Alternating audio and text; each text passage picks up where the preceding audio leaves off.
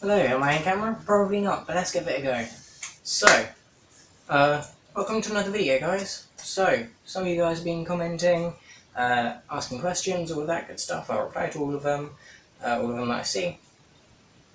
And there was one comment that I felt deserved a video. It was something that I was planning on doing, but just shows that you guys want to see it. So, this video is going to be about foot drop, being joined by my dog. This isn't foot dog, this is foot drop. Foot dog wants a foot wee, so let's go one foot let him out. And I am foot back. So, foot drop, you may be thinking, is it just you have a foot and then drop it? No. Foot drop is a little bit more complex than just having loose feet that fall off all the time. There's a bunch of things that can cause it, there's a bunch of things that can happen because of it, and there's a couple of health problems that come with it. So, first one, foot drop. Foot drop is where my feet constantly want to push down. I will point the camera now at my feet, in case any want to see a demonstration. Now, unfortunately, I can't see if you can see this, but if you can see that my foot is angled down rather than like flat like that on the floor. I've got my heel up there, and I'm just like on the flat toes of my foot. Well, that is normal for me. That is how my foot naturally wants to rest. I can't really do much about that. I could probably be doing more about that. And you guys may have seen it in the bathroom video where I was showing you how I get dressed. There was a good example of that there. So,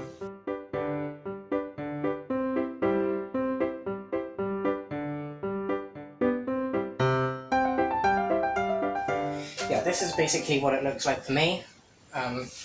If I ever want to have a foot flat on the ground, I have to like put quite a lot of pressure on my foot to try and bring it down, but even then, like, the back of my heel, the ball of my ankle, isn't quite on there yet.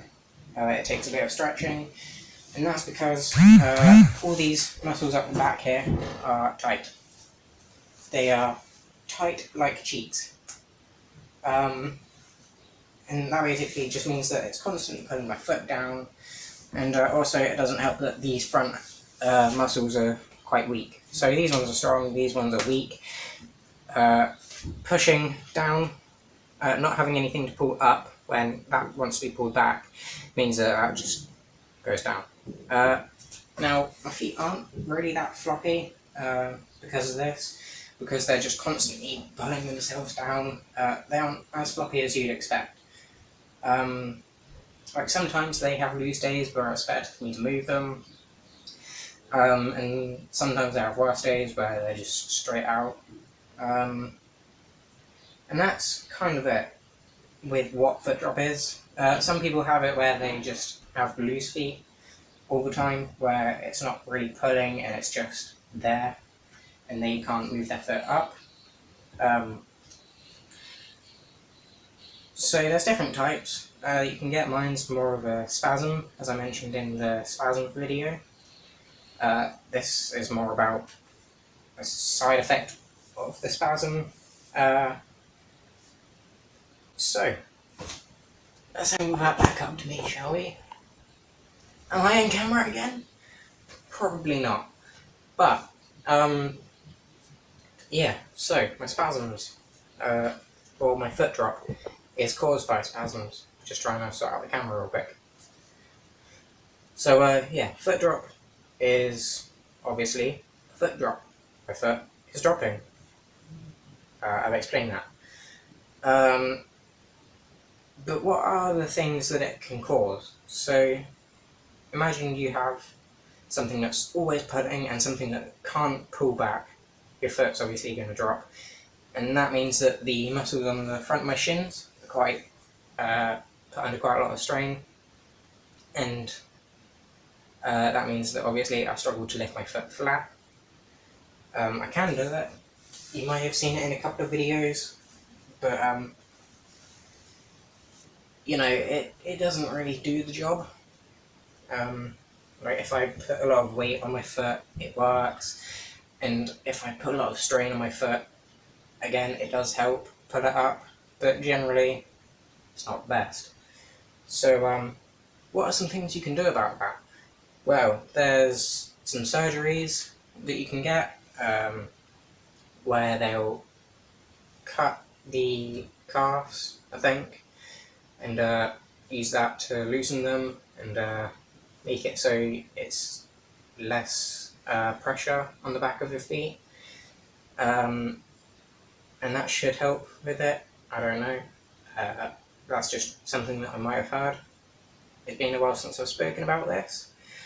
I used to use splints, which were basically a hard plastic thing that went around my foot and kept it upright and kept it flat for me, so I didn't have to do anything.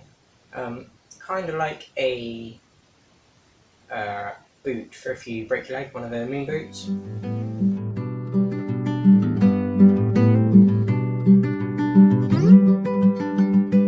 Except less bulky and more of a better fit. So it's a bit tighter, a bit of a different material as well, but same principle, keeps your foot in a set position, and that would go on as well as my shoes. You can also get ones for nighttime, for if you decide to wear them at night, just to help stretch them. Speaking of stretching, just stretching every day, that's something that I do quite a bit, is if I'm like standing up, I'll just make sure that I put a bit of pressure on my feet, try and stretch them out a bit before walking, because otherwise it's a bit harder to walk, because you're just walking on your tiptoes basically.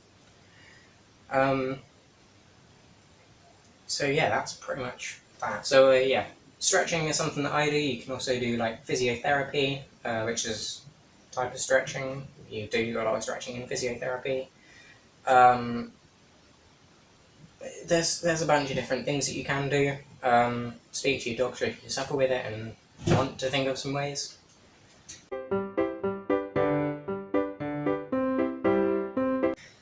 So where was I? Some of the side effects is that it can like damage the muscle maybe, make it a bit harder to walk, but there's all the different things to help with it, so it is like kind of easy to fix. Obviously it depends on how bad it is, a bunch of different things like that, but that's just from my experience, that there's a bit of force that you need to add to be able to get your foot to move,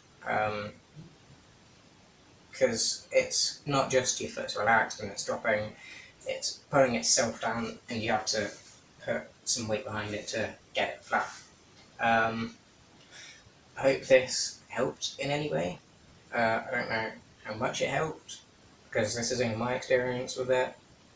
You know, there's different people that might affect it. You know, there's different people that might be affected differently, so just keep that in mind if you're going to do something about it. Definitely just speak to your doctor. So yeah, that's all I've really got to talk about with that. I hope you enjoyed this video, I hope you learned something, and I'll see you in the next one. Thanks for watching, and goodbye.